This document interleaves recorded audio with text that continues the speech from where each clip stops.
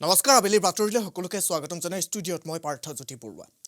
ডিফু চিকিৎসা মহাবিদ্যালয়ৰ দুৰ্বল আন্তঃগাঁথনি আৰু কদৰ্যময় ৰূপ অস্বাস্থ্যকৰ পৰিৱেশৰ বাবে এতিয়া সৰব হৈ উঠিছে দল সংগঠন।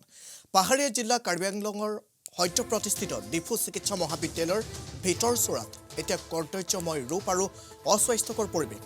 দুৰ্বল আন্তঃগাঁথনিৰ বাবে এতিয়া উচিত তদন্ত বিচাৰি জাতীয়তাবাদী যুৱ ছাত্ৰ পৰিষদৰ কাৰ্বি আংলং জিলা সমিতিয়ে বোকাজান মহকুমা ডিপুটিৰ জৰিয়তে এনেধৰণে স্বাস্থ্য মন্ত্ৰীলৈ স্মাৰকপত্ৰ প্ৰেৰণ কৰিছে। আমি সেই দৃশ্য আপোনালোকক এই মুহূৰ্তত দেখুৱাইছোঁ। এয়া হৈছে ডিফু চিকিৎসা মহাবিদ্যালয়ৰ হাস্পতালৰ দৃশ্যাংশ আৰু এনেধৰণে এতিয়া একাঠু পৰ্যন্ত পানী হৈছে এই চিকিৎসালয়খনত।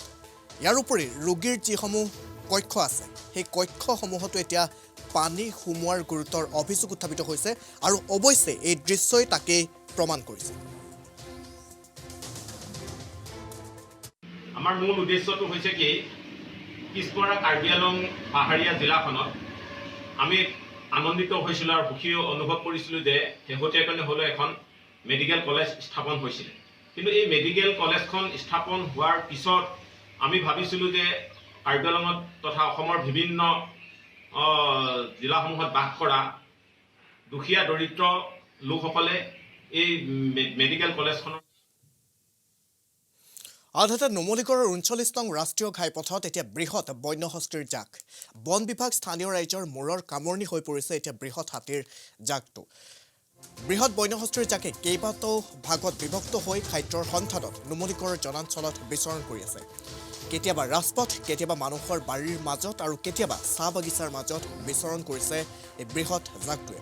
এই মুহূৰ্তত আপোনালোকক নুমলীগড়ৰ দেওপাহাৰৰ মাজৰ ৩৯ নং ৰাষ্ট্ৰীয় ঘাইপথৰ কিছু দৃশ্য দেখুৱাইছোঁ আৰু এনেধৰণে ৰাতিৰ সময়ছোৱাতে হওক বা দিনৰ সময়ছোৱাতে হওক বাহনসমূহ আবদ্ধ হৈ পৰে, কাৰণ সেই ৰাজপথৰ মাজেৰেই পাৰ হয় বৃহৎ বন্যহস্তীৰ জাক। ইয়াৰ উপৰি স্থানীয় যিসকল লোক আছে তেওঁলোকে এই বন্যহস্তীৰ জাকৰ বাবে বিনিদ্ৰ ৰজনী কটাবলগীয়া হৈছে। বাৰে বাৰে বন বিভাগক খবৰ দিয়া হয়, কিন্তু বন বিভাগো অৱশেষত যেন নিৰুপায় হৈ পৰিছে এই বৃহৎ বন্যহস্তীৰ জাকটো। আমাৰ দেওপাহাৰতে আছিলে, ইয়াত চৰি আছিলে আৰু তেওঁলোক এতিয়া পানীৰ কাৰণে ইয়ালৈ আহিছে। ইয়াত পানী খাব, পানী খাবলৈ ইয়াতে চৰিব। আপোনাৰ কিমানমান আছিলে হাতী ইয়াত ১৫টামান হ'ব। পোৱালিও আছে, সৰু পোৱালি আছে। আনহাতে যোৰহাটত আছুৰ ধিক্কাৰ দিৱস। ৩৫ বছৰে অসম চুক্তি ৰূপায়ণ নকৰা আৰু কা বাতিলৰ দাবীত আজি এনেধৰণে প্ৰতিবাদ সাব্যস্ত কৰে যোৰহাটত আছুৱে। যোৰহাট আঞ্চলিক ছাত্ৰ সন্থা, পূব যোৰহাট আঞ্চলিক ছাত্ৰ সন্থা, বালিগাঁও আঞ্চলিক ছাত্ৰ সন্থা একত্ৰিত হৈ যোৰহাট জিলা উপায়ুক্তৰ কাৰ্যালয়ৰ সন্মুখত এনেধৰণে ধিক্কাৰ দিৱস পালন কৰে। অসম চুক্তি কাৰ্যকৰী নকৰাৰ পৰিপ্ৰেক্ষিতত আৰু সংশোধিত নাগৰিকত্ব আইনৰ বিৰোধিতাৰে এই প্ৰতিবাদী কাৰ্যসূচী ৰূপায়ণ কৰে আছুৱে। কালিলৈ ১৫ আগষ্ট, অহাকালিলৈ ঐতিহাসিক অসম চুক্তি স্বাক্ষৰিত হোৱা ৩৫টা বছৰ সম্পূৰ্ণ হ'ব। আৰু এই ৩৫টা বছৰে আমি দেখিলোঁ যে দিল্লী আৰু দিছপুৰত প্ৰায় সকলো দলেৰে চৰকাৰ গঠন হ'ল, কিন্তু প্ৰত্যেকখন চৰকাৰে এই অসম চুক্তিৰ ৰূপায়ণৰ ক্ষেত্ৰত কোনো ধৰণৰ সদিচ্ছা নেদেখুৱালে। দেশৰ আগশাৰীৰ আলোচনী ফেম ইণ্ডিয়াৰ শ্ৰেষ্ঠ বিধায়কৰ সমীক্ষাত স্থান পালে খুমটাইৰ বিধায়ক মৃণাল শইকীয়াই। দেশৰ এখন আগশাৰীৰ আলোচনী হৈছে ফেম ইণ্ডিয়া। ফেম ইণ্ডিয়াৰ নামৰ আলোচনীখনে সমগ্ৰ দেশৰ বিধায়কসকলৰ ওপৰত এক জৰীপ চলাইছিল আৰু সেই জৰীপত বাছনি কৰিছে ৫০জন শ্ৰেষ্ঠ বিধায়ক। আলোচনীখনৰ এই জৰীপত শীৰ্ষ ৫০জন বিধায়কৰ তালিকাত খুমটাইৰ বিধায়ক মৃণাল শইকীয়াৰ নাম সন্নিৱিষ্ট হৈছে। এই খবৰ প্ৰকাশ পোৱাৰ পাছতে এতিয়া সমগ্ৰ খুমটাই সমষ্টিবাসী ৰাইজ আৰু বিজেপি কৰ্মকৰ্তাসকল উৎফুল্লিত হৈ পৰিছে। ফেম ইণ্ডিয়া যি মেগাজিন, এই মেগাজিনে আন্তঃৰাষ্ট্ৰীয় পৰ্যায়ত যিসকল বিধায়ক তেওঁলোকে এটা ছাৰ্ভে চলাইছিলে। বিধায়কসকলৰ যি কাৰ্যক্ষমতা, সেই কাৰ্যক্ষমতাৰ ওপৰত তেওঁলোকে বেছি গুৰুত্ব দিছিলে।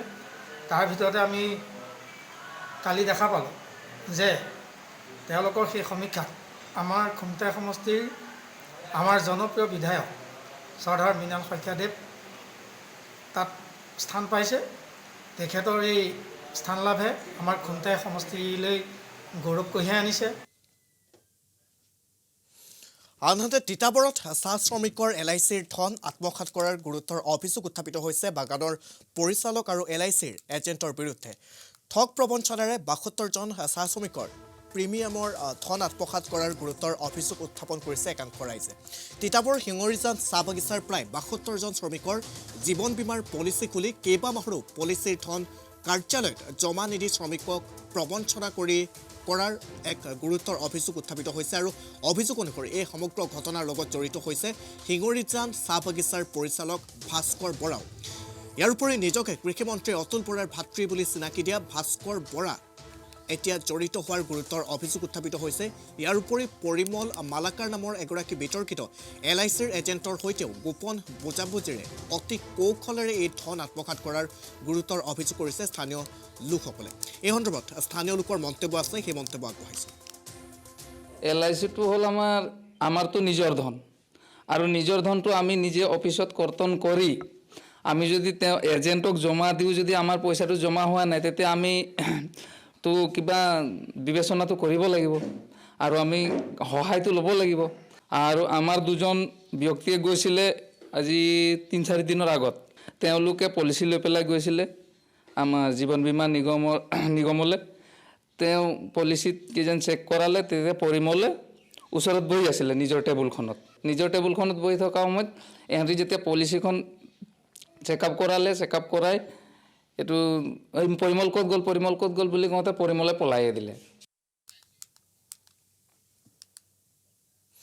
আনহাতে শ্বহীদ খৰ্গেশ্বৰ তালুকদাৰ গৃহ সমষ্টি ভৱানীপুৰত এইবাৰ অগপক দিবলৈ দাবী কৰিছে অগপৰ একাংশ কৰ্মীয়ে।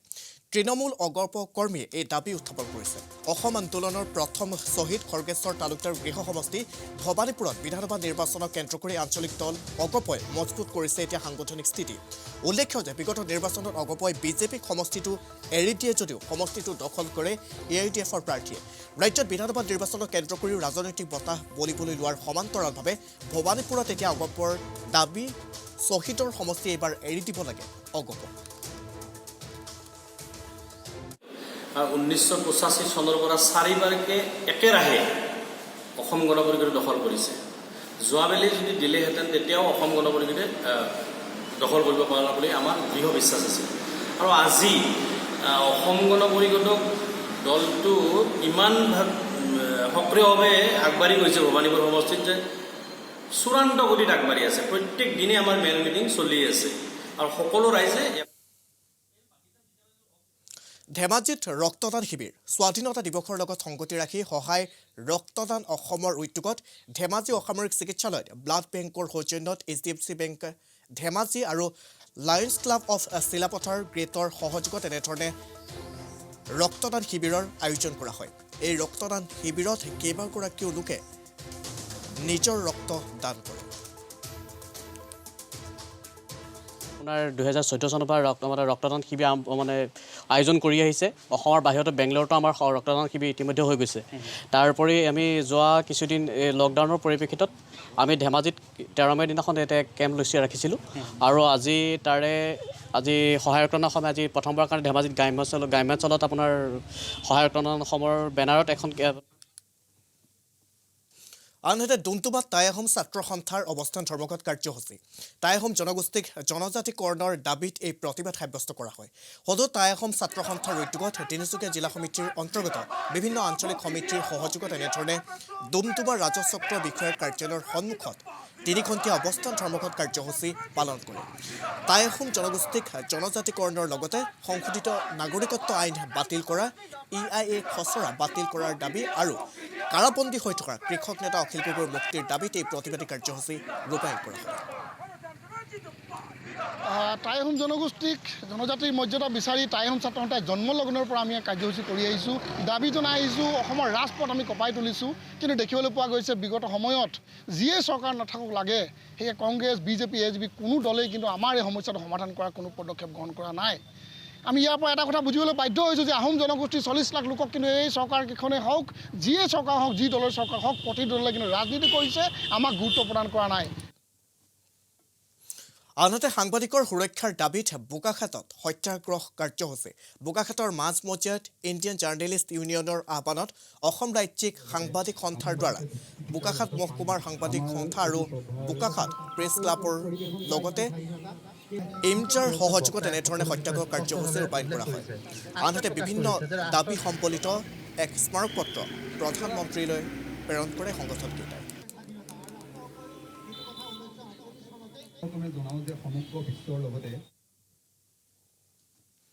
আনহাতে নাগৰিকত্ব সংশোধনী আইন বাতিলৰ দাবীত নগাঁৱত সদৌ অসম ছাত্ৰ সন্থাৰ মানৱ শৃংখলৰ জৰিয়তে প্ৰতিবাদী কাৰ্যসূচী সদৌ নগাঁও জিলা ছাত্ৰ সন্থাৰ উদ্যোগত এই প্ৰতিবাদী কাৰ্যসূচী ৰূপায়ণ কৰা হয় কোনো কাৰণতে সংশোধিত নাগৰিকত্ব আইন গ্ৰহণ নকৰাৰ হুংকাৰ দিয়ে নগাঁও জিলা ছাত্ৰ সন্থা আমি সেই দৃশ্য আপোনালোকক এই মুহূৰ্তত দেখুৱাইছোঁ ৰাজ্যৰ বিভিন্ন প্ৰান্তত সদৌ অসম ছাত্ৰ সন্থাই ধাৰাবাহিকভাৱে পুনৰ সংশোধিত নাগৰিকত্ব আইনৰ বিৰুদ্ধে প্ৰতিবাদী কাৰ্যসূচী ৰূপায়ণ কৰি আহিছে আৰু আজিৰ দিনটোতো বিভিন্ন জিলা ছাত্ৰ সন্থাৰ উদ্যোগত সংশোধিত নাগৰিকত্ব আইনৰ বিৰুদ্ধে এনেধৰণে মানৱ শৃংখলৰ জৰিয়তে প্ৰতিবাদী কাৰ্যসূচী ৰূপায়ণ কৰিছে অতিক্ৰম কৰিলে অসম চুক্তি আজিলৈকে ৰূপায়ণ নহ'ল আজিলৈকে কাৰ্যকৰী নহ'ল অসমৰ এগৰাকী বহুবল্কী মন্ত্ৰী 2 নম্বৰ মন্ত্ৰী 10 বছৰ অসম চুক্তি ৰূপায়ণ বিভাগৰ দায়িত্বত আছিলে তেতিয়া অসম চুক্তি ৰূপায়ণ কৰিব নোৱাৰিলে অসম চুক্তি ৰূপায়ণ নকৰি অসম চুক্তি হত্যা কৰি অসম বিৰোধী খিলঞ্জীয়া বিৰোধী নাগৰিকত্ব সংশোধনী আইন বলপূৰ্বভাৱে অসমত জাপি দি অসমতে অসমীয়া খিলঞ্জীয়া ৰাইজক দ্বিতীয় শ্ৰেণীৰ নাগৰিক হিচাপে জীয়াই ৰখাৰ যি পৰিকল্পনা কৰিছে এই পৰিকল্পনা ছাত্ৰ সন্থাই 2014 চনৰ পৰাই তীব্ৰভাৱে আনহাতে নলবাৰীত আন্তঃৰাষ্ট্ৰীয় হিন্দু পৰিষদ আৰু ৰাষ্ট্ৰীয় বজৰং দলৰ প্ৰতিবাদী কাৰ্যসূচী বেদখল উচ্ছেদ কৰাৰ দাবীত মানৱ শৃংখলৰ জৰিয়তে প্ৰতিবাদী কাৰ্যসূচী ৰূপায়ণ কৰা হয় পশ্চিম নলবাৰীৰ পুখুৰাৰ প্ৰায় 700 বিঘা কৃষিভূমি বেদখল মুক্ত কৰাৰ দাবী আন্তঃৰাষ্ট্ৰীয় হিন্দু পৰিষদ আৰু ৰাষ্ট্ৰীয় বজৰং দলৰ স্থানীয় খিলঞ্জীয়া লোকক ভূমি দান কৰাৰ দাবী কৰে প্ৰতিবাদকাৰীসকলে ইয়াৰ উপৰি ভূমাফিয়াৰ কবলত থকা 700 বিঘা কৃষিভূমি বেদখল মুক্ত কৰি খিলঞ্জীয়া স্থানীয় লোকক সংস্থাপন কৰিবৰ বাবে দাবী জনাইছে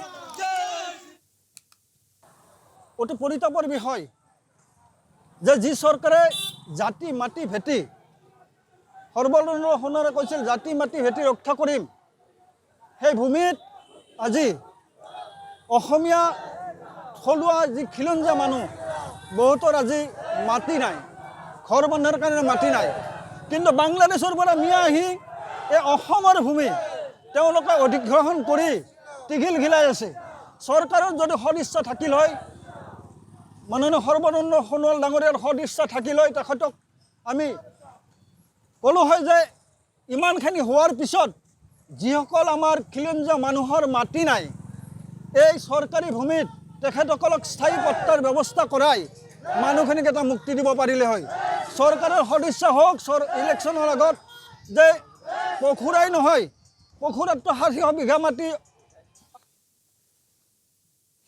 আনহাতে ঘোষিত নাহৰকটীয়া মহকুমাৰ যাৱতীয় কাম কাজ খৰতকীয়া কৰাৰ দাবীত নাহৰকটীয়া আঞ্চলিক ছাত্ৰ সন্থাৰ 24 ঘণ্টীয়া অন্বেষণ কাৰ্যসূচী পুৱা 9 বজাৰ পৰা নাহৰকটীয়া আঞ্চলিক ছাত্ৰ সন্থাৰ শ্বহীদ স্মৃতি ভৱনৰ সন্মুখত ঘোষিত নাহৰকটীয়া মহকুমাৰ যাৱতীয় কাম কাজ খৰতকীয়া কৰাৰ দাবীত এনেধৰণে অন্বেষণ কাৰ্যসূচী তেওঁলোকে হাতত লয় এই কাৰ্যসূচীত নাহৰকটীয়া আঞ্চলিক ছাত্ৰ সন্থাৰ বিষয়ববীয়া আৰু নাহৰকটীয়াবাসী ৰাইজে উপস্থিত থাকে অৰ্ধশতাধিক ৰাইজে এই অন্বেষণত ভাগ লয় আজি আমি নাহৰকটীয়া আঞ্চলিক ছাত্ৰ সন্থাই ঘোষিত নাহৰকটীয়া মহকুমাৰ যি যাৱতীয় কাম কাজ খৰতকীয়া কৰা দাবীত আজি আমি 24 ঘণ্টা অন্বেষণ কাৰ্যসূচী হাতত ল'বলৈ বাধ্য হৈছোঁ আমি এই কাৰ্যসূচী হাতত ল'বলৈ এইকাৰণে বাধ্য হৈছোঁ যিহেতু সেই সময়ৰ কংগ্ৰেছ চৰকাৰৰ মুখ্যমন্ত্ৰী তৰুণ গগৈ ডাঙৰীয়াই 2016 চনৰ 1 জানুৱাৰী তাৰিখে নাহৰকটীয়াক মহকুমা হিচাপে স্বীকৃতি দি তেখেতসকলে নাহৰকটীয়া মহকুমা ঘোষণা কৰিছিল কিন্তু অতি দুখ আৰু পৰিতাপৰ বিষয় যে সুদীৰ্ঘ এই 2016 আজি এই 4 বছৰ ধৰি যি নাহৰকটীয়া সমগ্ৰ নাহৰকটীয়াবাসী ৰাইজে যি 3টা দৰ্শক ধৰি যি আন্দোলন কৰি আহিছে আন্দোলনৰ ন্যায্যতা স্বীকাৰ কৰি সেই কংগ্ৰেছ চৰকাৰে সেই সময়ত তেখেতসকলে নাহৰকটীয়া মহকুমা ঘোষণা কৰিছিল কিন্তু আজিলৈকে ইয়াৰ কিন্তু যি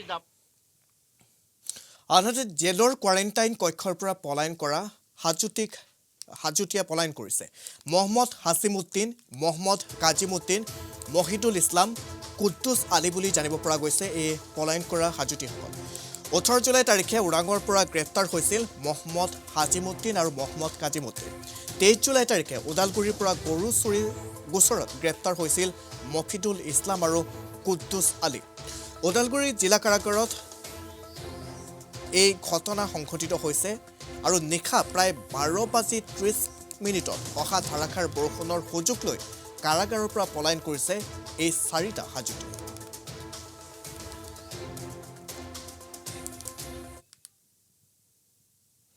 আনহাতে দেশত জনসংখ্যা নীতি কঠোৰভাৱে বলবৎ কৰাৰ দাবী জনসংখ্যা সমাধান ফাউণ্ডেশ্যনৰ প্ৰধানমন্ত্ৰীলে এই সন্দৰ্ভত স্মাৰকপত্ৰ প্ৰেৰণ কৰিছে সকলোৰে বাবে দুটি সন্তান নীতি নিৰ্ধাৰণ কৰাৰ উদ্দেশ্যে এখন কঠোৰ জনসংখ্যা নিয়ন্ত্ৰণ আইন প্ৰণয়ন কৰাৰ উদ্দেশ্যে সজাগতা সৃষ্টি কৰিবলৈ পুনৰ আৰম্ভ হৈছে এইবাৰ আন্দোলন 2017 চনত গঠন কৰা জনসংখ্যা সমাধান ফাউণ্ডেশ্যনৰ উদ্যোগত গঢ়ি তোলা হৈছে এই আন্দোলন 11 জুলাইত বিশ্ব জনসংখ্যা দিৱস উপলক্ষে জনসংখ্যা সমাধান ফাউণ্ডেশ্যনৰ দেশৰ 162খন জিলাৰ পৰা প্ৰধানমন্ত্ৰীলৈ স্মাৰকপত্ৰ প্ৰেৰণ কৰাৰ পাছত দেশৰ 51 গৰাকী বিশিষ্ট ব্যক্তিৰ স্বাক্ষৰিত স্মাৰকপত্ৰ প্ৰেৰণ কৰিছিল কিন্তু কোভিড-19ৰ মহামাৰীয়ে সৃষ্টি কৰা বাধ্যবাধকতাৰ বাবে বিভিন্ন প্ৰান্তৰ পৰা স্মাৰকপত্ৰসমূহ প্ৰেৰণ কৰিব পৰা নগ'ল আৰু তাৰ পিছতে এতিয়া এনেধৰণে স্মাৰকপত্ৰসমূহ প্ৰেৰণ কৰাৰ ব্যৱস্থা গ্ৰহণ কৰিছে